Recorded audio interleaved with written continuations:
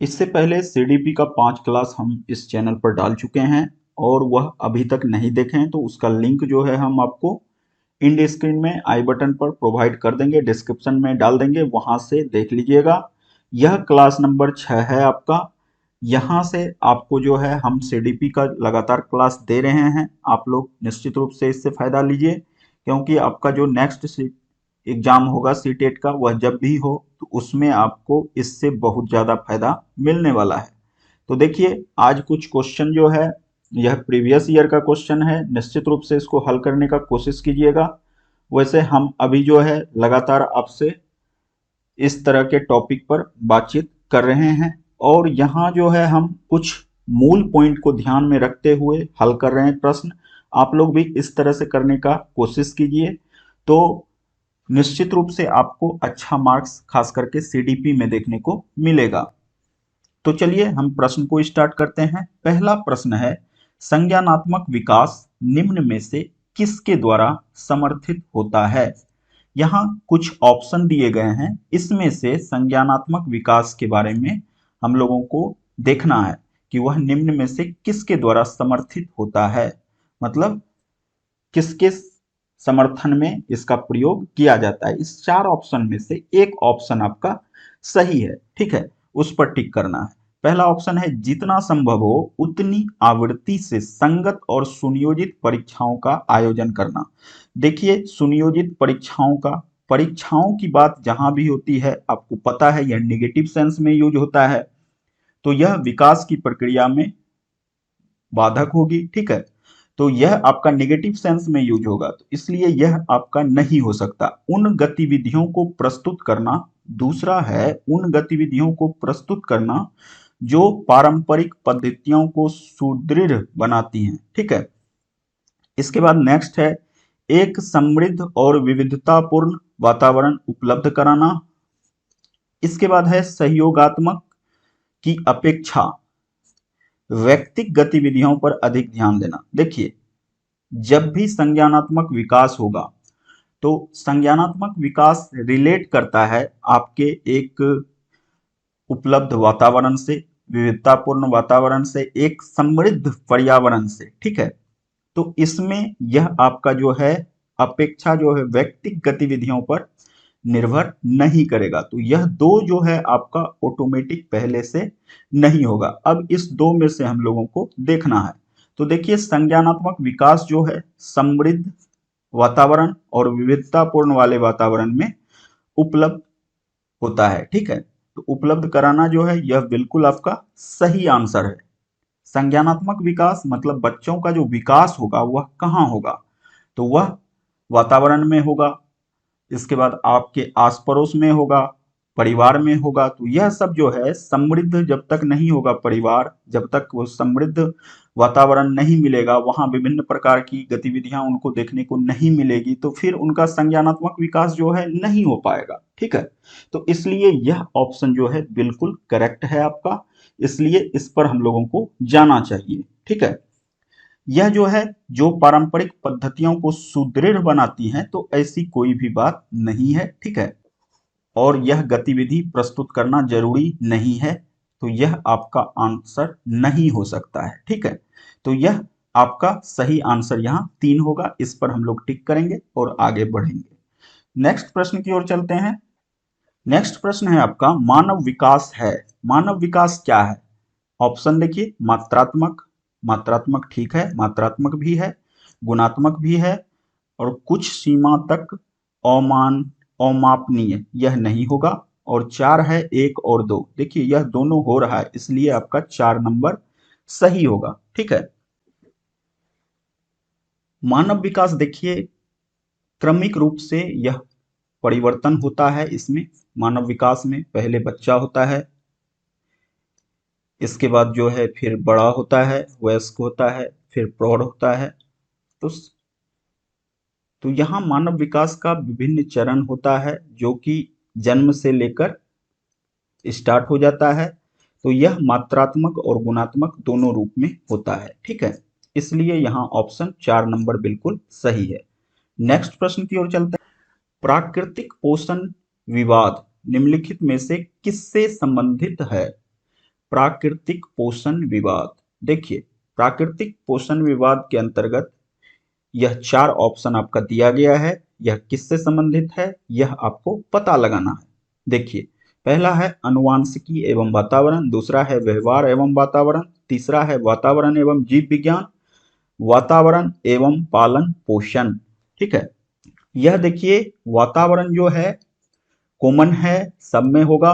तो देखिए यहाँ भी है, यहाँ भी है, यहाँ भी है, यहाँ भी है। ठीक है, अब देखिए क्या होता है, पोषण जो होता है विवाद, यह जो उत्पन्न होता है मूल रूप से यह होता है आपका आनुवांशिकी और वातावरण। ठीक है, पोषण विवाद जो उत्पन्न किससे संबंधित है, तो वह है आनुवांशिकी एवं वातावरण से।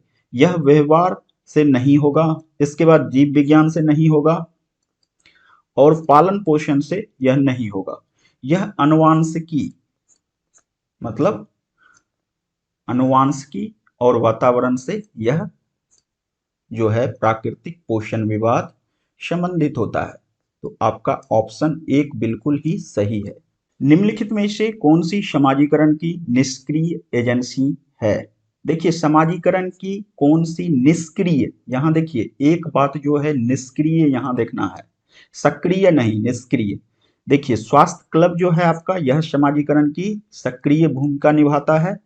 इसके बाद परिवार जो है यह भी समाजीकरण की सक्रिय एजेंसी है। इसके बाद इको क्लब, यह भी बिल्कुल सही है, आपका सक्रिय एजेंसी है। तो निष्क्रिय जो हो गया यह नकारात्मक है, यह सार्वजनिक पुस्तकालय जो होगा यह आपका आंसर बिल्कुल सही होगा और यह आपका निष्क्रिय एजेंसी है किसका, समाजीकरण का। ठीक है, यह सब जो है स्वास्थ्य क्लब, परिवार, इको क्लब, यह सब जो है समाजीकरण की सक्रिय एजेंसियां हैं। चलिए नेक्स्ट प्रश्न की ओर चलते हैं। वाइगोत्स्की के सिद्धांत में विकास के निम्नलिखित में से कौन से पहलू की उपेक्षा की गई है। अपेक्षा नहीं, उपेक्षा है, नकारात्मक है, निगेटिव सेंस में इसका यूज हो रहा है यहाँ, निगेटिव सेंस में। तो देखिए वाइगोत्स्की साहब जो हैं इनका सामाजिक तो है ही, इसके बाद सांस्कृतिक भी है, भाषाई भी है और यहाँ जो जैविक है यह इनसे संबंधित नहीं है। तो इसकी उपेक्षा नेगेटिव है, नेगेटिव सेंस में यह हो गया आपका, इसलिए आपका आंसर जो है यह होगा 2 नंबर। ठीक है, तो 2 नंबर आपका करेक्ट आंसर हो गया। नेक्स्ट प्रश्न की ओर चलते हैं। एक शिशु के 1 वर्ष के शिशु जब आंख, कान व हाथों से सोचते हैं, किससे किससे सोच रहा है, आंख से, कान से और हाथ से, तो निम्नलिखित में से कौन सा स्तर शामिल होता है। यहाँ स्तर जो है 4 ऑप्शन आपको दिया गया है, इसमें से एक स्तर आपको देखना है। पहला है मूर्त सक्रियात्मक स्तर, दूसरा है पूर्व सक्रियात्मक स्तर, तीसरा है इंद्रिय जनित गामक स्तर, चौथा है अमूर्त संक्रियात्मक स्तर। तो देखिए यहाँ जो है जब बच्चा छोटा रहता है तो वह किसका किसका यूज कर रहा है, आंख का, कान का, हाथ का। तो यह क्या है, यह इंद्रियां हैं। ठीक है, तो इसमें ऑप्शन जो है 3 इंद्रिय जनित गामक स्तर, यह बिल्कुल सही है, आपका यह आंसर हो जाएगा। बाकी यह जो है 1 वर्ष के शिशु पर लागू नहीं होता है। ठीक है, तो यह आप लोगों को देखना है। थोड़ा सा प्रश्न अगर सही से देख लीजिएगा तो आपको आंसर मिल जाएगा। और वैसे आंसर से भी क्वेश्चन पर आ सकते हैं, वह भी विधि बहुत प्रश्न में लागू होता है। जब हम लोगों का टाइम नहीं बचता है तो उस समय इसको यूज किया जाता है। ठीक है, तो वह भी प्रश्न जैसे जैसे करेंगे आगे बढ़ेंगे तो जानकारी आपको मिलती जाएगी। चलिए नेक्स्ट प्रश्न की ओर चलते हैं। रिया कक्षा पिकनिक करने हेतु ऋषभ से सहमत नहीं है। ठीक है, किससे, ऋषभ और रिया 2 स्टूडेंट हैं, दोनों जो है सहमत नहीं है विचार से, कक्षा पिकनिक के विचार से सहमत नहीं है। वह सोचती है कि बहुमत के अनुकूल बनाने के लिए नियम का संशोधन किया जा सकता है। यह सहपाठी विरोध, यह जो सहपाठी का विरोध है, सहमतता नहीं है, पियाजे के अनुसार निम्नलिखित में से किससे संबंधित है। ठीक है, यह पियाजे साहब के अनुसार यह जो दोनों में सहमतता नहीं बन रही है यह किससे संबंधित है, तो विषमांग नैतिकता, संज्ञानात्मक अपरिपक्वता, प्रतिक्रिया और सहयोग की नैतिकता। तो देखिए यह जो है संज्ञानात्मक अपरिपक्वता नहीं है, प्रतिक्रिया भी नहीं है। इस दो में से आपको सही करना है। देखिए सहयोग की नैतिकता जो है यह बिल्कुल सही है, ठीक है। यह जो पिकनिक के लिए जा रहे हैं दोनों एक दूसरे का सहयोग कर रहे हैं, लेकिन यह जो है विचार से सहमत नहीं है, ठीक है। तो यह सहयोग की नैतिकता सिद्धांत पर आधारित है, ठीक है। पियाजे साहब के सहयोग की नैतिकता पर आधारित है। चलिए नेक्स्ट प्रश्न की ओर चलते हैं। निम्न में से कौन सा स्टर्नबर्ग का बुद्धि का त्रिस्तरीय सिद्धांत का एक रूप है, ठीक है। स्टर्नबर्ग साहब का जो बुद्धि का त्रिस्तरीय सिद्धांत है उसमें पहला है विश्लेषणात्मक बुद्धि। स्टर्नबर्ग साहब की जो बुद्धि का त्रिस्तरीय सिद्धांत है उसके अंतर्गत आता है विश्लेषणात्मक बुद्धि का सिद्धांत, सृजनात्मक बुद्धि का सिद्धांत और तीसरा आता है व्यवहारिक बुद्धि का सिद्धांत। तो देखिए व्यवहारिक बुद्धि का सिद्धांत यहाँ आ रहा है। तो यह सिद्धांत का एक रूप व्यवहारिक बुद्धि है, उसके बाद है सृजनात्मक और इसके बाद है विश्लेषणात्मक। तो वह बाकी दो इसमें से नहीं है, ठीक है। तो एक है व्यवहारिक बुद्धि, तो यह सही है आपका। तो यह आपका आंसर हो गया 1 नंबर, बाकी यह तीनों नहीं है। तो अब आपको यह बात समझ में आ गई होगी। तो उनका 3 बुद्धि त्रिस्तरीय सिद्धांत जो है उसमें है, पहला आपका हो गया विश्लेषणात्मक, दूसरा हो गया सृजनात्मक, तीसरा हो गया व्यवहारिक बुद्धि।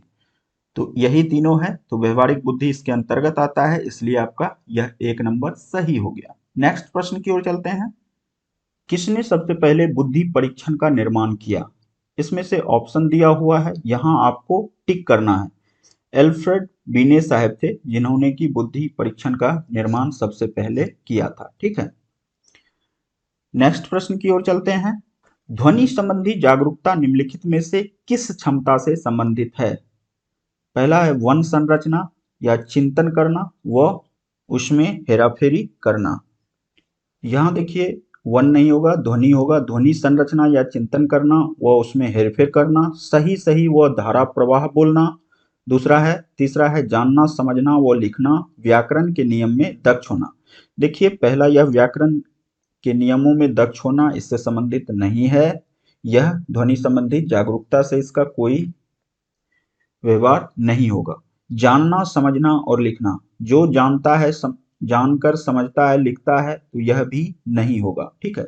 यह ध्वनि संबंधित जागरूकता क्षमता से इसका नहीं होगा। तीसरा है सही सही व धारा प्रवाह बोलना, जो सही सही बोल रहे हैं उससे तो ध्वनि की जागरूकता का उससे कोई यह नहीं हो पाएगा। तो यह किस क्षमता से संबंधित है? तो यह है ध्वनि संरचना या चिंतन करना व उसमें हेरफेर करना, ठीक है। तो यह आपका 1 नंबर जो है बिल्कुल सही है। नेक्स्ट प्रश्न की ओर चलते हैं। कक्षा कक्ष में जेंडर मतलब लिंग विभेद, इसके विषय में 4 ऑप्शन दिया गया है, इसमें से सही ऑप्शन जो है चूज करना है। शिक्षार्थियों के निष्पादन को प्रभावित नहीं करता, यह प्रभावित करता है। शिक्षार्थियों के ह्रासोन्मुख प्रयासों अथवा निष्पादनों का कारण बन सकता है, यह बिल्कुल हो सकता है। शिक्षार्थी का जो है इससे क्या होता है, ह्रास होता है और उसका निष्पादन का कारण बन सकता है, ठीक है। पुरुष शिक्षार्थियों के वृद्धि उन्मुख प्रयासों अथवा, देखिए इसमें सिर्फ पुरुष की बात है, इसके बाद वृद्धि उन्मुख प्रयास नहीं है, ठीक है, यह नहीं होगा आपका। महिला शिक्षकों की अपेक्षा पुरुष शिक्षकों के द्वारा अधिक किया जाता है, ऐसा नहीं है, ठीक है। तो आपका 2 जो है बिल्कुल यहां फिट बैठ रहा, इसलिए 2 नंबर ऑप्शन सही होगा, इस पर आप जा सकते हैं, ठीक है। नेक्स्ट प्रश्न की ओर चलते हैं। निम्न में से कौन सा सीखने की शैली का एक उदाहरण है? संग्रहण, संग्रहण करना यह सीखने का नहीं है। तथ्यात्मकता नहीं है। स्पर्श संबंधी नहीं है। चाक्षुक है। यह देखिए इसका स्पेलिंग जो होगा यह होगा, यहाँ चाक्षुष जो है इसका स्पेलिंग यहाँ गलत है, चाक्षुष का यह होगा चाक्षुष, इस तरह से लिखा जाएगा, ठीक है। चलिए नेक्स्ट प्रश्न की ओर चलते हैं। एक शिक्षक कक्षा के कार्य को एकत्रित करता है, ठीक है, और उन्हें पढ़ाता है। उसके बाद योजना बनाता है और अगले पाठ को शिक्षार्थियों की आवश्यकता को पूरा करने के लिए समायोजित करता है। वह डैश कर रहा है या रही है, मतलब जो भी हैं वो पुरुष टीचर हैं या महिला टीचर हैं, वो क्या कर रही हैं। सीखने का आकलन नहीं, सीखने के रूप का आकलन नहीं कर रही है। सीखने के लिए आकलन, यह बिल्कुल सही है। सीखने के लिए आकलन किया जा रहा है, सीखने के समय का आकलन यह भी नहीं है। 3 नंबर ऑप्शन जो है बिल्कुल सही है। सीखने के लिए आकलन, जहां भी आकलन की बात होगी वहां सीखने के लिए आकलन का जहां भी चर्चा होगा वह बिल्कुल सही होगा। सीखने के रूप में इसका आकलन नहीं कर रही है, ठीक है। सीखने का आकलन नहीं है, सीखने के समय का आकलन यह नहीं है, यह सीखने के लिए आकलन है, ठीक है। तो इस तरह से आज हम लोग 13 प्रश्न किए। तो आगे इसी तरह से हम लोग लगातार क्लास करते रहेंगे। और आपको वीडियो कैसा लगा निश्चित रूप से कमेंट में बता सकते हैं, और कहीं भी कोई त्रुटि नजर आए तो निश्चित रूप से बताइएगा, हम सुधार करने का हर संभव प्रयास करेंगे। और लगातार आपके चैनल पर यहाँ वीडियो अपलोड होते रहेगा। सीडीपी का, मैथ का भी चल रहा है, इसके बाद नेक्स्ट टॉपिक जो भी है उसका भी वीडियो हम लाने की कोशिश करेंगे, ठीक है। तो तब तक के लिए, वीडियो देखने के लिए आप लोगों का बहुत बहुत धन्यवाद। चलिए मिलते हैं एक और वीडियो में, तब तक अपना ख्याल रखिए, खुश रहिए, बाय बाय, जय हिंद।